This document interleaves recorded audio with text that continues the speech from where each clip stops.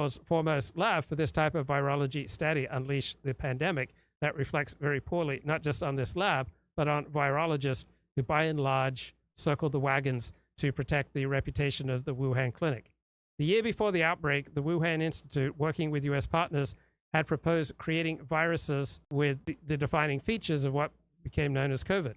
Right? The Wuhan lab pursued this work under low biosafety conditions, could not have contained an airborne virus as infectious as COVID. So people don't want to be regulated, generally speaking. People don't want to be intruded upon. People don't want to be investigated. And people don't want to jump through all sorts of hoops to do the things that they want to do. The hypothesis that COVID came from an animal at the Hunan seafood market in Wuhan is not supported by strong evidence. Key evidence that would be expected if the virus had emerged from the wildlife trade is still missing. But what Bob Gary is saying is that in all of the years, even before the pandemic, the scientists who have been studying the wildlife and the bats all around that area and other parts of China have not been able to find any animals infected with SARS-2-like viruses, except for pangolins far down in South China. They have not found any bats in the area that carry this type of viruses. And so he's saying that all of that evidence must have been covered up. Either that or we have been exceedingly unlucky that suddenly a virus with this furin cleavage site just pops up, boom, and leaves no trace across the rest of China in the years leading up to or after the pandemic. So it requires a massive conspiracy across tons of scientists, wildlife traders, hospitals, like the government. So I think that conspiracy is much.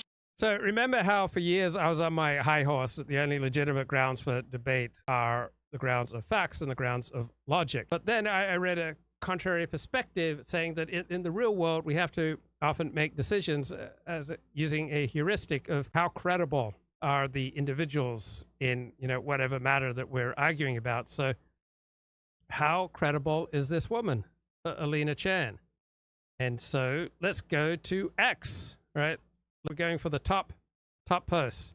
So Peter Hotez trashes Alina Chan's New York Times op-ed. But I understand if New York Times Opinion wants to go into competition with Rupert Murdoch's News Corp and become the Wall Street Journal Opinion Light, it shouldn't do this at the expense of American scientists and science. Pick another topic, please. So who is Professor Peter Hotez? Now, he is not an expert either in virology. He's a pediatrician. He is a prestigious man. He served as president of the American Society of Tropical Medicine and Hygiene, founding editor of Neglected Tropical Diseases, right? Co-director of Parasites Without Borders. He's Jewish. He's a big advocate of vaccines, and he was a big talking head during the pandemic. So he warned about the dangers of misinformation. Oh, he said that contrary to popular belief, more younger adults than expected would be hospitalized due to the outbreak of COVID-19. And I believe he was right? Approximately more than 2,000 Americans under the age of 18 died from COVID. Right? In 2020, he warned against optimistic COVID-19 vaccine timelines, arguing that rushing could cause problems. August 7, 2020, he said that the U.S. can be affected by COVID-19 for years and years, even after Americans are vaccinated. He was right again. He blamed the federal government for not taking sufficient action to contain the spread of virus. Right, then we've got another scientist, Angela Rasmussen, who essentially argues that if you're arguing for the lab leak, you're being racist, concluding that this deletion was to obscure these sequences or there was some other misconduct requires the reader to also assume that Chinese scientists are inherently untrustworthy. It relies on racist stereotypes, right? I don't find that a strong argument.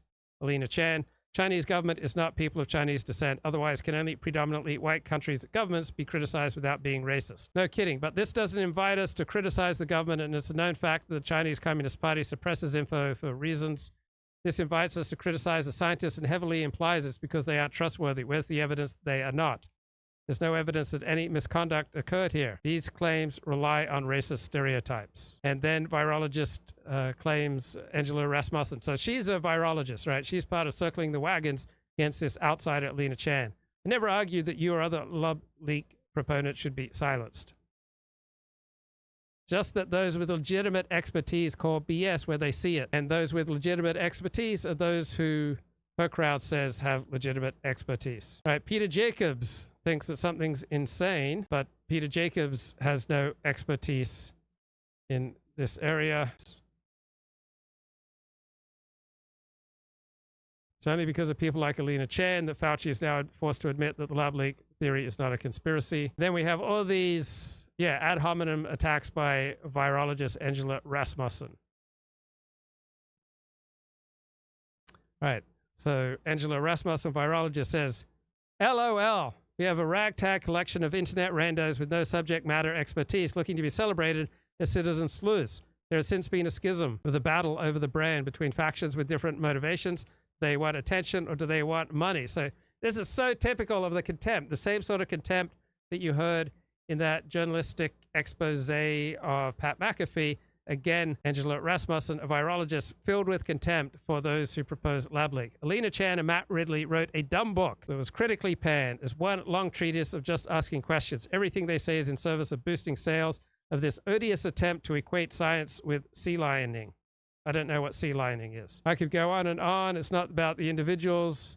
It's about their collective purpose to attack the scientific process that hinders them from advancing their own agendas. Again, so like that journalistic critique of Pat McAfee, he didn't follow a journalistic process. This virologist is complaining that lab leak advocates are not following virology scientific process. So when you see demands, people provide a bunch of self-interested bad actors with carte blanche access to their emails and explain their thought process. See it for what it is, a naked attempt to exploit public data for personal gain. Right. So virologists don't want their emails revealed to the public. Right. They don't want extra scrutiny. They don't want to have their privileges reduced.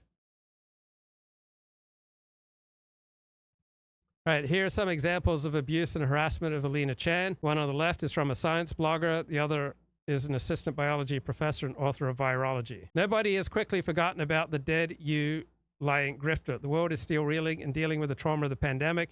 Save your cheap emotional manipulations, you moronic psychopath. Get your clicks doing something else. Right, that's his response to her lab leak hypothesis. Pretty nasty. And now we have an assistant biology professor and author of the book Virology. How can I stay relevant by making this about AI? So much contempt from virologists for Alina Chan. Right? Alina Chan says, I do not disagree with people who see the actions of the proximal origin authors as fraud. I believe there should be professional accountability.